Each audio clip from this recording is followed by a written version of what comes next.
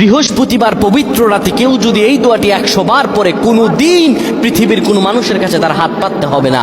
পৃথিবীর সব কিছু তার পায়ের নিচে আল্লাহ হাজির করে দিবেন।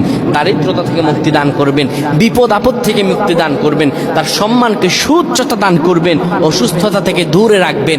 আল্লাহর অশেষ দয়া ও রহম তাকে দান করে দিবেন। সুবহানাল্লাহ। বৃহস্পতিবার রাত এটি গুরুত্বপূর্ণ রাত। এই রাত সপ্তাহে একদিন আসে। আরবিতে রাত আগে আসে, দিন পরে আসে। সুতরাং বৃহস্পতিবারের যে দিন গিয়ে রাত, এটি বৃহস্পতিবার রাত নয়, এটি শুক্রবারের রাত, এটি জুমাবারের রাত, এটি দোয়া কবুলের রাত, আল্লাহর কাছাকাছি হওয়ার রাত। সুবহানাল্লাহ। এই বৃহস্পতিবার রাত আল্লাহ তাআলা বান্দার দোয়া কবুল করেন।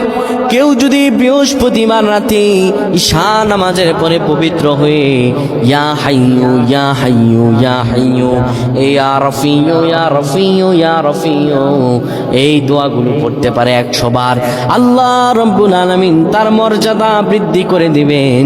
তার জীবনটাকে আমার আল্লাহ সুন্দরভাবে সাজিয়ে দিবেন। বিপদ আপদ বালা মুসিবত গুলো আমার রব্বুল আলামিন দূর করে দিবে। আল্লাহুম্মা আমিন বলেন।